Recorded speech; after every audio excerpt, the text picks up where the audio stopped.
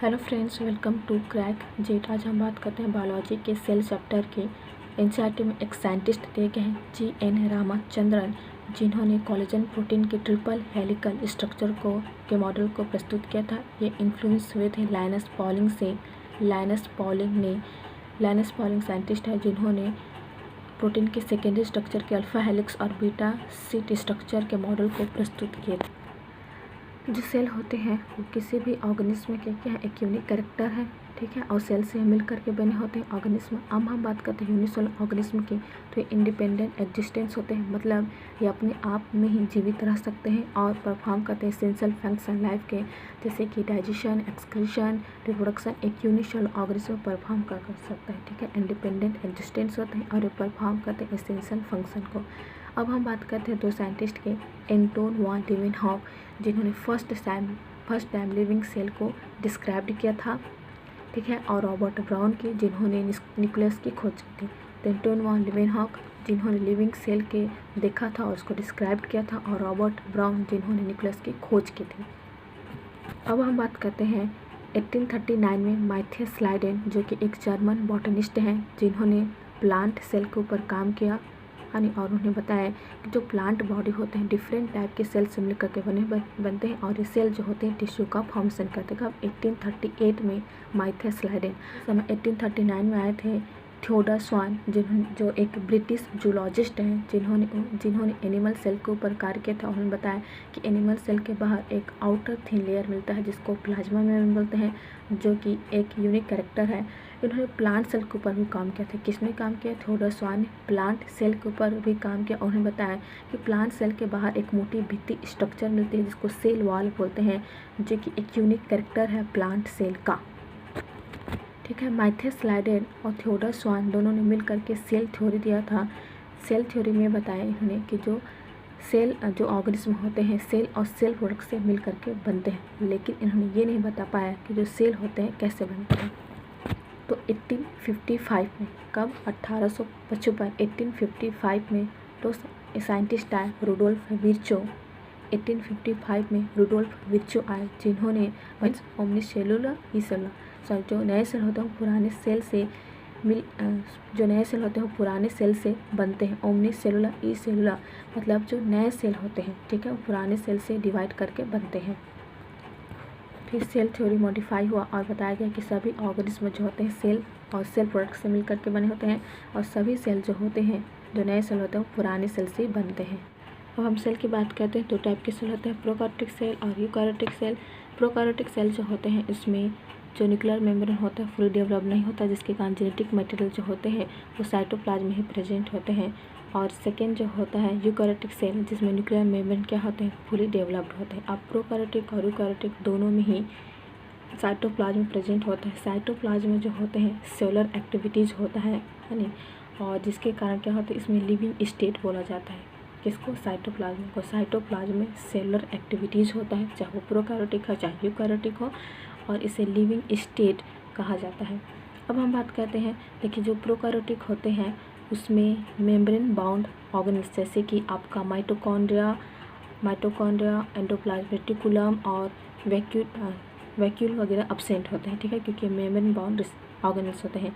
और इसमें ribosome present होते हैं। राइबोसोम किसी भी मेम्ब्रेन से घिरा हुआ नहीं रहता। और यूकार्योटिक में आपका मेम्ब्रेन बाउंड ऑर्गेनेल्स भी प्रेजेंट होते हैं और राइबोसोम भी प्रेजेंट होते हैं। अब देखिए जो यूकार्योटिक जो होते हैं वो भी दो टाइप के होते हैं, जैसे कि प्लांट सेल होते हैं और एनिमल सेल होते हैं। एनिमल सेल का स्पेसिफिक कैरेक्टर ये है कि इसमें आपका सेंट्रोल प्रेजेंट होता है, और प्लांट सेल में सेंट्रोल अब्सेंट होते हैं, ठीक है। तो एनिमल सेल में क्या होता है, सेंट्रोल प्रेजेंट होते हैं, और प्लांट सेल में सेंट्रोल अब्सेंट होता है। और प्लांट सेल में यह है कि जो वैक्यूल होते हैं वो बड़े बड़े, वैक्यूल जो होता है बड़ा होता है यानी, और नंबर में कम रहते हैं, जबकि एनिमल सेल में वैक्यूल जो होता है छोटा छोटा होता है और नंबर में क्या रहते हैं, ज़्यादा रहते हैं। सेल जो होते हैं वो साइज, शेप और एक्टिविटीज़ में डिफरेंट होते हैं, जैसे कि माइकोप्लाज्मा, जिसे स्मॉलेस्ट सेल कहा जाता है, वो 0.3 माइक्रोमीटर का होता है। माइकोप्लाज्मा स्मॉलेस्ट सेल जो कि 0.3 माइक्रोमीटर होता है लेंथ का।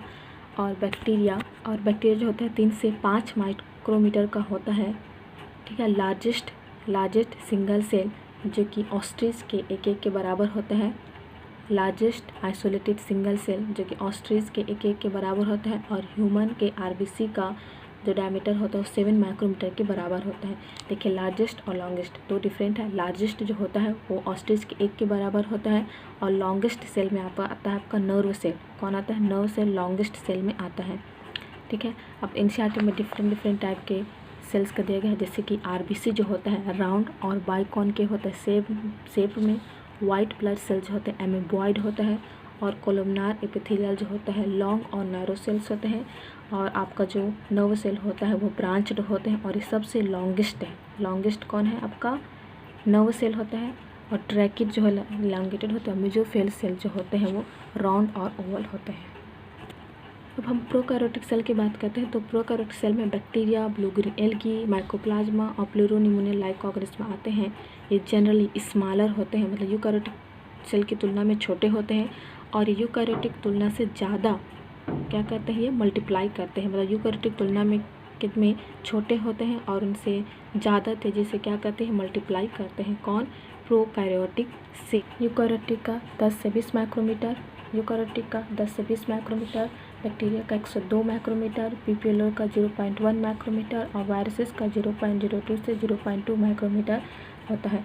अब हम बात करते हैं, देखिए जो प्रोकैरियोटिक सेल होते हैं वो किसी भी न्यूक्लियर मेम्ब्रेन से घिरे हुए नहीं रहते। मतलब इसका जो जेनेटिक मटेरियल होता है वो न्यूक्लियोप्लाज्म में ही फैले रहता है, जो कि साइटोप्लाज्म से मिले हुए रहते हैं। मतलब जिसका जो जेनेटिक मटेरियल होता है वो घिरा रहता है, और जेनेटिक मटेरियल जो होता है सिंगल क्रोमोसोम सर्कुलर डीएनए होता है। ठीक है, इस जेनेटिक मटेरियल के अलावा आउटर में इस जेनेटिक मटेरियल के अलावा एक स्मॉलर डीएनए मिलता है जिसको प्लाज्मिड बोलते हैं। ठीक है, ये प्लाज्मिड को कुछ बैक्टीरिया कंटेन करते हैं, सभी बैक्टीरिया में नहीं होते, कुछ बैक्टीरिया में होते हैं, और जिस बैक्टीरिया में ये प्लाज्मिड प्रेजेंट होते हैं वो एंटीबायोटिक के प्रति रेजिस्टेंस होते हैं। देखिए जो एंटीबायोटिक होते हैं आप जानते हैं कि जो बैक्टीरिया को ख़त्म कर देते हैं, लेकिन जिसमें प्लाज्मिड होते हैं वो एंटीबायोटिक के प्रति रेजिस्टेंस होते हैं। मतलब उनके ऊपर अगर एंटीबायोटिक डालें तो भी वो मरेंगे नहीं, नष्ट नहीं होंगे। अब हम बाद में पढ़ते हैं, इकोलॉजी में बढ़ते हैं। अब हम सेल एनवलप की बात करते हैं। तो बैक्टीरिया जो प्रोकैरियोटिक सेल होते हैं, ठीक है, उनमें 3 टाइप के हो रहते हैं। एक होता है फर्स्ट ग्लाइकोकैलिक्स होता है, सेकेंड जो होता है ग्लाइकोकैलिक्स होता है, सेकेंड जो होता है सेल वॉल होता है, और थर्ड जो होता है सेल मेम्ब्रेन होता है। तो ग्लाइकोकैलिक्स होता है वो आउटर लेयर होता है। देखिए जो ग्लाइकोकैलिक्स, सेल मेम्ब्रेन और जो सेल वॉल होते हैं ये तीनों अलग अलग फंक्शन करते हैं, लेकिन जब ये एक साथ काम करते हैं तो सिंगल प्रोडक्टिव यूनिट होता है। अब जो ग्लाइकोकैलिक्स होता है वो आउटर लेयर होता है, और ग्लाइकोकैलिक्स 2 टाइप के होते हैं। अगर ये लूज है, ठीक है, अगर ये लूज शीट के रूप में है तो स्लाइम लेयर होता है, और अगर थिक और टफ है तो कैप्सूल होता है। अगर ये लूज है तो स्लाइम लेयर, और थिक और टफ है तो कैप्सूल बोलते हैं। जो सेल वॉल होता है, ठीक है, ये थिक होता है, और ये सेल के शेप को बनाए रखता है, और ये प्रोवाइड करता है एक स्ट्रॉन्ग स्ट्रक्चरल सपोर्ट सेल को, जिसके कारण ये फटने और टूटने से बचता है। ठीक है, अब हम बात कर देखिए जो प्रोकैरियोटिक सेल में जो सेल वॉल होता है लगभग सभी प्रोकैरियोटिक सेल में प्रेजेंट होते हैं, सिर्फ माइकोप्लाज्मा में सेल वॉल एब्सेंट होता है। अब हम बात करते हैं सेल मेम्ब्रेन। सेल मेम्ब्रेन जो होता है, प्लाज्मा मेम्ब्रेन जो होता है वो सेमी परमेबल होता है नेचर में। ठीक है, और ये क्या होता है, जो प्रोकैरियोटिक में जो प्लाज्मा मेम्ब्रेन होता है वो यूकैरियोटिक के बराबर ही होता है। ठीक है, यूकैरियोटिक के ही समान होता है। अब क्या होता है, जो प्रोकैरियोटिक सेल में जो प्लाज्मा मेम्ब्रेन होता है उसके एक्सटेंशन के कारण मेसोसोम का फॉर्मेशन होता है। ये मेसोसोम जो होते हैं वो वेसिकल, ट्यूब्यूल और लैमेली किसके रूप में? वेसिकल, ट्यूब्यूल और लैमेली रूप में प्रेजेंट होते हैं। एनसीईआरटी में मेसोसोम के 5 फंक्शन बताएंगे। फर्स्ट तो होता है वो सेल वॉल के फॉर्मेशन में हेल्प करता है, किसके? सेल वॉल के फॉर्मेशन में। सेकेंड डीएनए रेप्लिकेशन में, और डीएनए के डिस्ट्रीब्यूशन किसमें? डॉटर सेल में। तो फर्स्ट है आपका सेल वॉल फॉर्मेशन में, सेकेंड डीएनए रेप्लिकेशन और डिस्ट्रीब्यूशन किसमें? डॉटर सेल में। थर्ड जो होता है रेस्पिरेशन में, फोर्थ होता है सिक्रेशन में, और फिफ्थ होता है ये सरफेस एरिया को बढ़ाते हैं, प्लाज्मा मेम्ब्रेन के सरफेस एरिया को बढ़ाते हैं, और एंजाइमेटिक कंटेंट है। ठीक है, तो 5 है। फर्स्ट है सेल वॉल फॉर्मेशन, सेकेंड है डीएनए रेप्लिकेशन और डिस्ट्रीब्यूशन, थर्ड होता है आपका रेस्पिरेशन, फोर्थ होता है सिक्रेशन, और फिफ्थ होता है सरफेस एरिया को बढ़ाता है और एंजाइमेटिक कंटेंट में। कुछ प्रोकैरियोट्स जैसे कि साइनोबैक्टीरिया में क्या होता है, क्रोमेटोफोर्स मिलते हैं। ये क्रोमेटोफोर्स जो होते हैं मेम्ब्रेन एक्सटेंड से ही बनते हैं, जो कि पिगमेंट करते हैं पिगमेंट कंटेंट करते हैं। आपको याद होगा कि जो साइनोबैक्टीरिया को ब्लू ग्रीन एल्गी बोला जाता है और ये फोटोसिंथेटिक होता है। किसके कारण होता है? क्रोमेटोफोर्स के कारण होते हैं, जिनमें पिगमेंट्स प्रेजेंट होता है। अगर बैक्टीरिया मोटाइल है तो उसमें क्या मिलेगा? अगर बैक्टीरिया मोटाइल है तो उसमें फ्लैजिला मिलता है। फ्लैजिला जो होते हैं 3 पार्ट होते हैं फ्लैजिला के, फिलामेंट, हुक और बेसल बॉडी।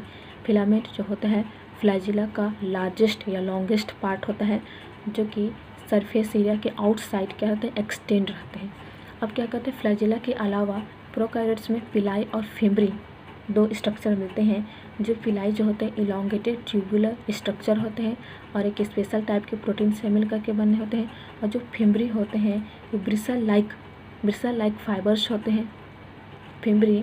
और फिम्ब्री जो होते हैं किसी भी चट्टान वगैरह को, मतलब बैक्टीरिया जो होते हैं किसी चट्टान से चिपकने के लिए और उसके होस्ट टिश्यू से चिपकने में हेल्प करता है। कौन? फिम्ब्री। ये क्वेश्चन आ सकता है कि रॉक से और होस्ट टिश्यू से चिपकने में कौन हेल्प करता है बैक्टीरिया को? तो कौन? फिम्ब्री हेल्प करता है। अब हम बात करते हैं प्रोकैरियोटिक में राइबोसोम की। तो प्रोकैरियोटिक में राइबोसोम जो होते हैं वो प्लाज्मा मेम्ब्रेन से जुड़े हुए रहते हैं। ठीक है, ये मोस्ट इम्पॉर्टेंट है कि जो प्रोकैरियोटिक में जो राइबोसोम होते हैं वो प्लाज्मा मेम्ब्रेन से जुड़े हुए रहते हैं और इनका जो लेंथ होता है 15 नैनोमीटर से 20 नैनोमीटर के साइज में होते हैं। और इसमें 70S प्रोकैरियोटिक में 70S राइबोसोम मिलते हैं और जो 50S और 30S 2 सब यूनिट से मिल करके बने होते हैं। लेकिन जो बहुत सारे राइबोसोम एक सिंगल mRNA से जुड़े होते हैं, जिसको पॉलीराइबोसोम या पॉलीसोम बोलते हैं। ये जो पॉलीराइबोसोम होते हैं, पॉलीसोम जो होता है वो mRNA को प्रोटीन में ट्रांसलेट करता है। किसको? mRNA को प्रोटीन में।